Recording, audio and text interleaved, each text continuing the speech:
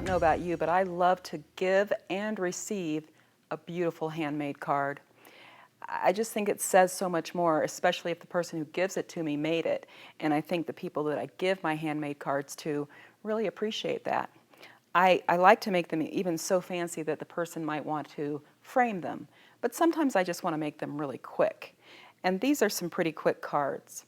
One of the things that I always try to do is find my cards on sale somewhere, and I don't like to make my own cards because that's the actual paper part. That's just extra work. I really just want to decorate them with fun stuff. So I always start with some pre-made cards, and because scrapbooking is so popular right now, you can usually find them in the scrapbooking section. This box, which has 40 cards and envelopes, cost me $4, so it's a lot cheaper than making your own paper cards too. And then I save my scraps, my one-ofs, if I've only got one button left, one this left, and I put them in a little container that I use to make cards with. So I can just grab my cards, grab my container, and sit down and make cards if I want to. It's pretty simple if you use a glue stick to begin with and then stitch later. So I'll put together 5 or 6 cards and then go stitch them later rather than put it together and then stitch it. The glue stick helps with that. I try to find things that are unusual and different.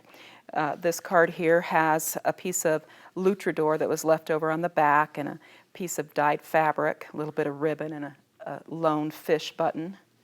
Here we've got a little bit of silk here, 2 different types, a couple of ribbons that are couched on, and then some hot embellishments that go on with the iron that have their own glue behind them. Here we just have a beautiful piece of velvet, cut in an unusual shape that kind of mimicked the shape of this piece of metal here, and then some fun fibers stitched around it. I like the simplicity of this one. This is just a beautiful piece of embroidered cotton fabric that was hand dyed. I used some of those hot fix jewels again to put as the center of the flowers, a nice soft muted background, and a couple of decorative stitches on my machine. Here we just have 2 different fabrics, one that's highly textural and one that's regular quilting cotton, a little bit of couched on, kind of bunched up ribbon, and one little bone bead. And then here we've got luchador again, some silk, some more fabric, some couched on hot set trims, and a little bit of rat tail. I love the rat tail because it does funky things. So these are very quick and easy to make.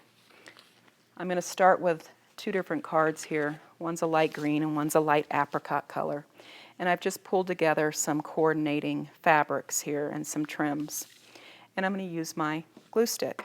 Now afterwards these will be stitched. I think that's what makes them more kind of relatable to quilters, is because we stitch them. And you need to keep that in mind because the stitch is going to show on the inside. So you want to make sure your stitch is relatively nice.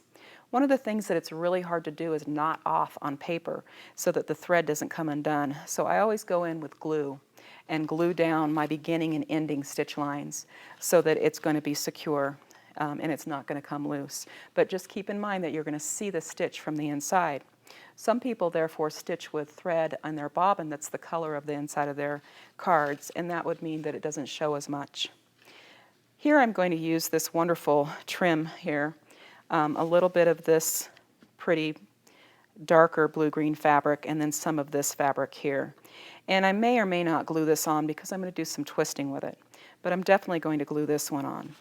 So it's got torn edges, and I really like torn edges, so I'll tear it again so it's about the width of the card. And then I'm going to use my glue stick and just put some glue stick on there. I don't have to cover the whole surface or anything. I just need enough to keep it on until I go to stitch it. And I'm going to put that down about 1/3 the way down on the surface and smooth it across. So you thought, oh, it's all wrinkled. She's going to put it down there all wrinkled. Well, I just smoothed out the wrinkles. It's not a big deal. I just want it on there enough to hold it in place until I stitch it. I'll probably trim this later. I would rather it be a little long than be a little short. Then I'm going to put this on, and this trim has a right and a wrong side. One side is shinier than the other.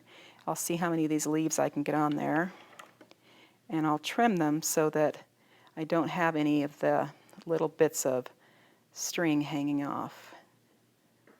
So I've lined that edge up basically, and I'll come into this one too and get rid of this that's not really part of that leaf's design. And then I'm going to put it so that it's dropped, and I can see that the leaves can go down and not hit the bottom in case they want to stand the card up. So I'll put it right down here so it's dropped. And I'll just turn it over and put enough glue right along this edge here just to hold it in place, because that's the only place I'm going to stitch too. I don't want to put glue on the rest of it if I'm not going to stitch that portion down.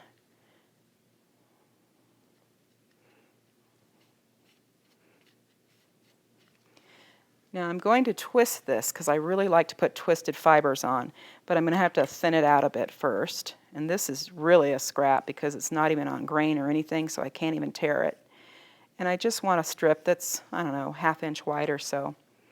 And I'm going to split the difference between where this is and the top of that, and I'm going to put a twisted line in there. So I'm just going to draw that line with my glue.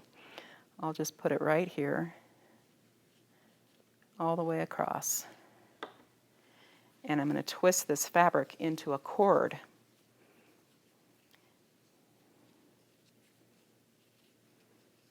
And stick it in that glue.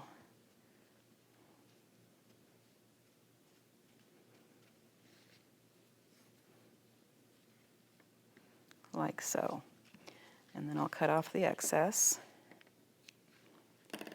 And that's going to be my card. Pretty simple. I'll put a zigzag stitch across here and a zigzag stitch across here and probably top stitch here and along the sides. And then it'll be done, and it'll be a great little piece.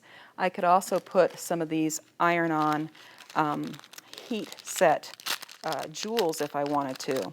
They're really kind of cool. They've got just enough glue in them to hold them down. And so you're going to put them down on the surface like so, and then iron them with an iron. They just glue right to it. So if I wanted to add a little bit of glitz to that card, I could really easily. Now this other piece has a few more fabrics I want to use on it, and some ribbon too. And I chose the fabrics so that they had a variety of styles. Here I've got some embroidered flowers there and some kind of speckled here. This is darker than the rest, and it's got some texture on it too. And this is a little piece of velvet, and velvet's always yummy. So I'm going to use those, and then I'm going to use the ribbon to kind of fancy it up. And I think I'll do it from this direction so that the card stands up. And we'll probably start with this fabric here, and I'm going to narrow it out.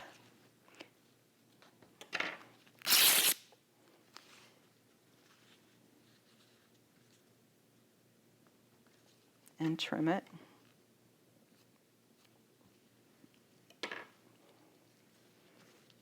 Now notice I didn't lay out my whole card. I don't have to lay out my whole card. I don't have to know what the next step is until I get this step down. If that makes you feel uncomfortable, then lay out your whole card. But I like the what if. So I'm going to set it down here a little ways away from the fold. If it's too long, I'll trim that later. And the portion of this fabric that I really like is, of course, the embroidered part. So I'm going to clip and rip so that all the edges have a nice ripped edge to them.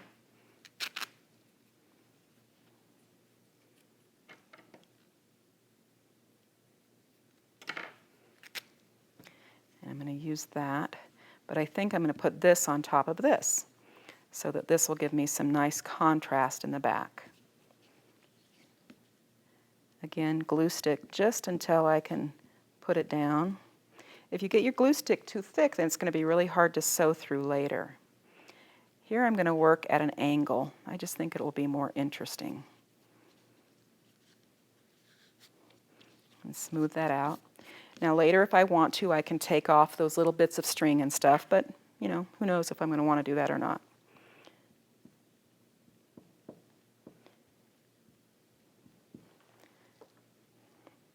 And then this guy, I'm going to change the angle again so that we have another angle, like so. And maybe it's not the velvet's turn this time, because I'm really liking what I have so far. However, I want to use my ribbon, and I want to use it in such a way that it's very dimensional. So I'm going to kind of ruche it up, and I'm going to ruche it up along the bottom of these flowers. So I'm going to go ahead and put a line of glue in here. And I'm simply going to put down my ribbon, and I'm going to put folds in it as I put it down, and just kind of hold it in place. And I really don't care what it looks like. I just want that wonderful texture, that wonderful color, and that wonderful sheen that the ribbon has. And I'll stitch that down when it's time to do the stitching. So I'll just cut. So a very fun, very texturized, wonderful fabric card. They're very easy, they're very fun to do, and your friends and family will really appreciate something wonderful that's made from you for them. Give it a try. I think you'll like it.